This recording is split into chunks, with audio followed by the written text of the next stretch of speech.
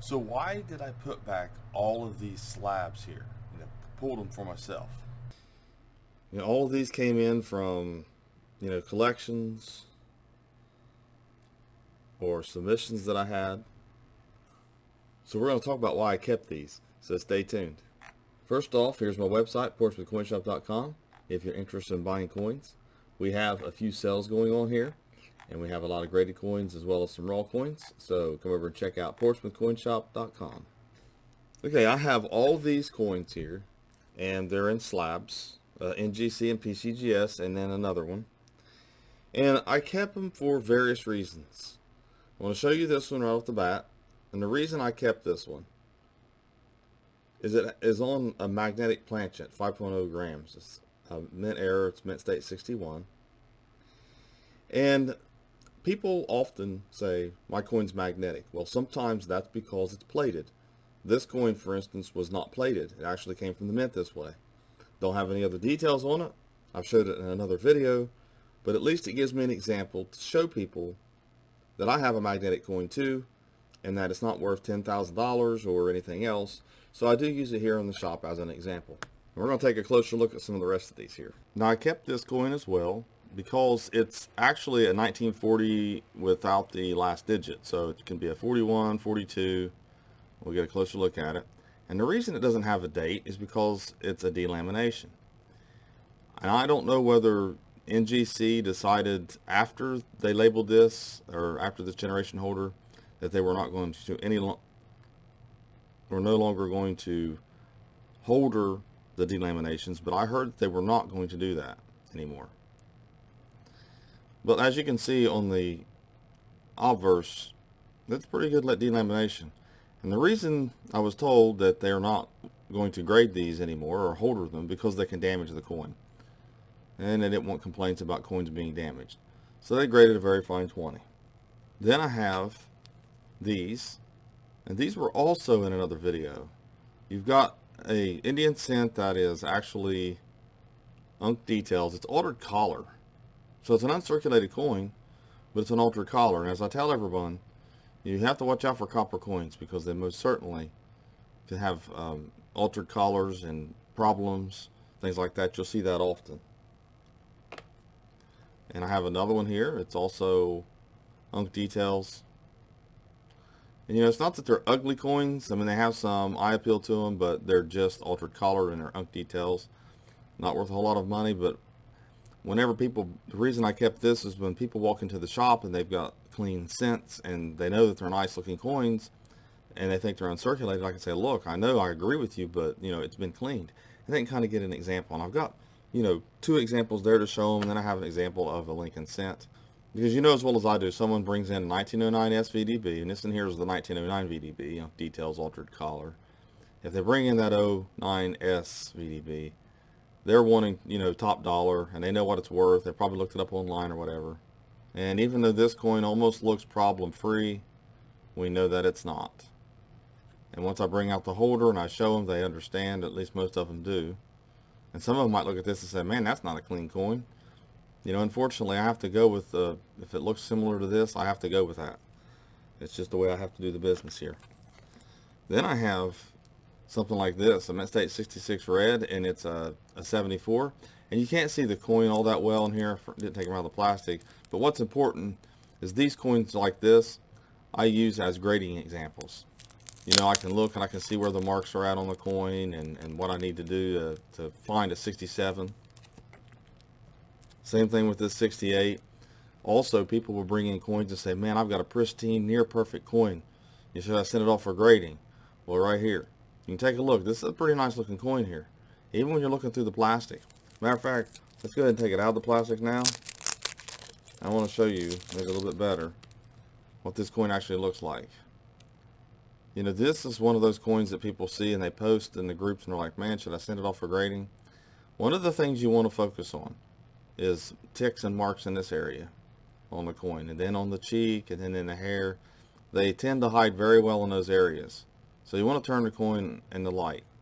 And like I said, this is a beautiful coin for what it is, but it's just a common date 68D. It's not worth a whole lot. What, 10 to 20 bucks maybe. But you can use it also to say, hey, I got a 66, and mine looks a little bit better, and you can try to do a bulk submission and get a 67. I don't recommend just sending off one coin to try to get that big money grade. I don't even really recommend trying to do it until you really know about coins. Here's the 2002D MS68, and as you can see, 68 in the 2002 is not rare, but then again, we have people who walk in or send me messages and say, look, man, I got this perfect coin. Well, this here is near perfect. I mean, there's no such thing as a perfect coin, but it's near 70. But, you know, I don't think that it's going to get 70 or 69 or anything like that. And I can show people as an example. And then I have one more. Same reason for this one. It's a 1990 Mint State 67 red. And it also, see, it displays, I mean, just almost problem-free surfaces. But it does not mean that that coin is going to get that top grade, or the grade that it needs to get to become worth a lot of money. It's very difficult to get that. These are really nice looking cents you're looking at here. You know, these aren't your average. You know, these were cherry picked to try to get that grade. Then I have these, and I have 3 of them, kind of an example of, you know, a full torch, and also a 66 Roosevelt dime. It's always good to have a coin that has been graded certain grades, just to kind of get an idea of what the grades look like. And that's kind of what I do with these here. I have 3 of them, so they're nothing really different. Also, I can compare 3 different coins with the same grade too. Sometimes that gets you upset because you're like, how in the world did that get that grade and this one didn't get that grade? And this one I kept mainly because I don't agree with the fact that it's a clean coin. Now, I know there's some scratches on the holder, I get that. Those are not on this coin. It's just, it got scratched up, and, you know, unfortunately. But, you know, as far as cleaning is concerned, I just don't agree with it. And I think another submission would just would, you know, get problem free. But the thing of it is, it's just not worth it. You know, it's a 57, and I don't know if it'll get the deep cameo or even cameo. Then I have this 1914D Mint State 66 Kennedy half dollar. These are just grading examples, coins that I can use to say, you know, hey, if you want to send off a grading and get 66, it has to look like this or even better. I mean, it's kind of hard to mimic the same grades each time. You send them in, and here, this got a 67. You always seem to get the grade back. And here's how it looks when it's a 67. I mean, it's a really nice looking coin. I cherry picked these out of rolls myself and sent them off. I was hoping to get one more grade point higher on these, and I didn't. I needed a 68 on this one, and I needed a 67 on this one, I believe. You know, as you can see, you can compare coins like this and compare the grades and, you know, that kind of thing. It's very, like I said, I tell people all the time, it is so difficult to get the grades that you want to get when you're sending these off. Here's one that I sent off down. It's a Type 2 example, and that's the main reason why I kept this, so I can show people what a Type 2 looks like. And it's undetailed tooled, so you can see the marks on this coin. It's definitely been marked up. Here's the reverse. The Type 2, if you look at the earth here, you can see that there's hardly, let's see if I can get it close enough. Just the islands are not defined very well. But yeah, like I say, it's a damaged coin, so it really doesn't matter a whole lot. And then here's a 71. It is really not that easy to get a 65 on an Ike dollar because they've got, you know, they have clean cheeks. I mean, this one here looks a little better than 65. But that's what happens. I mean, it's just hard to get the grade that you need to get. But I use these as grading examples because the 71D is just really common until you get into a higher grade. Here's another example. You know, I hear a lot of people talking about the Type 1s and Type 2s and things like that. Now, this one graded 65. It's a little better because it's a Philadelphia Mint. And here's the reverse. And as you can see, it has the thin letters. The thick letters would be the Type 1. And also, I mean, I have this to show people. They're like, man, I have a 76 Eisenhower dollar, and, you know, how much is it worth? I heard it was worth, it's really rare. Well, I can look up the value of a 65. I can bring this coin up here and I can show it to them. And they can understand that, you know, it's not extremely valuable unless it's in the higher grades. Then I have this example here. And this is just to show people what a wide rim looks like. And the fact that AU58, it's very difficult, you know, to find one in circulation that is not going to be circulated, obviously. And that's kind of why I have this one.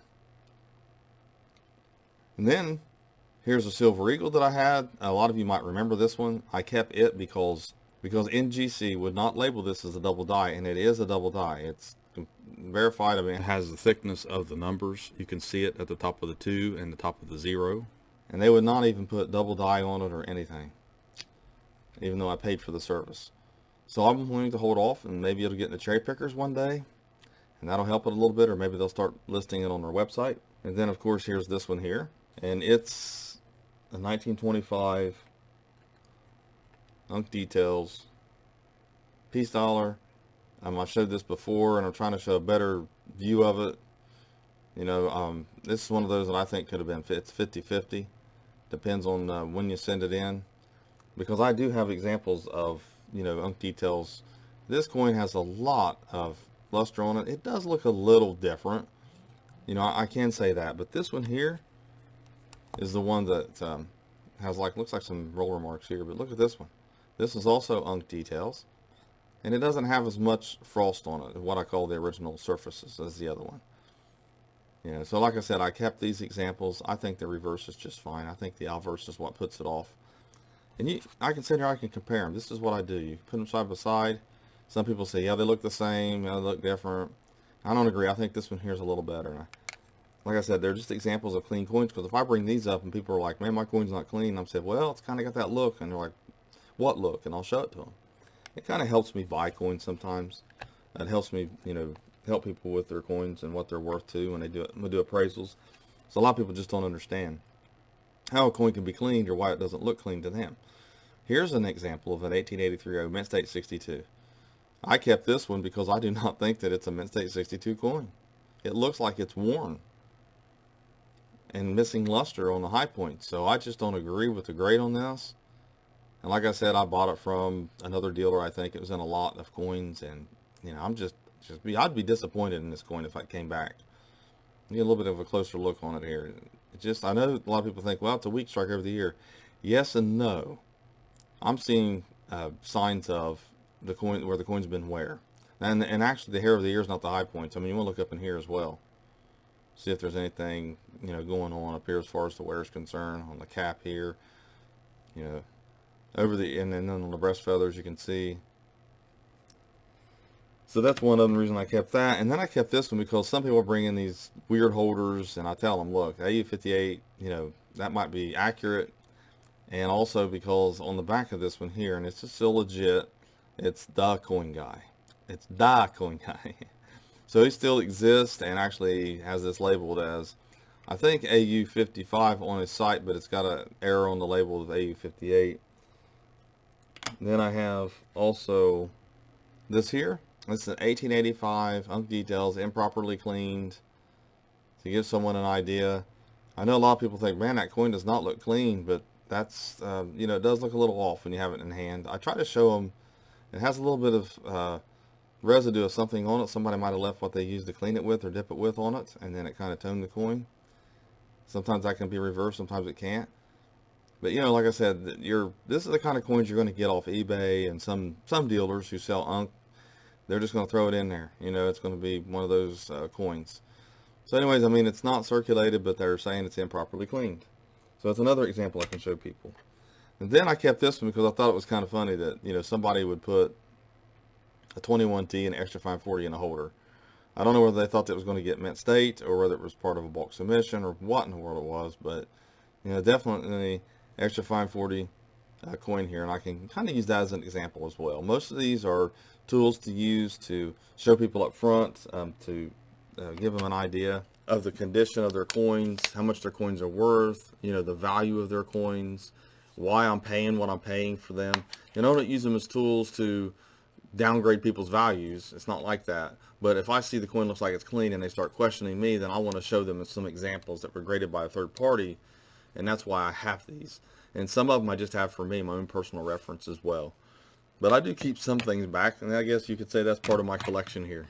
So thanks for watching my latest video. Please hit the sub button if you like these videos, and above all, have a great day.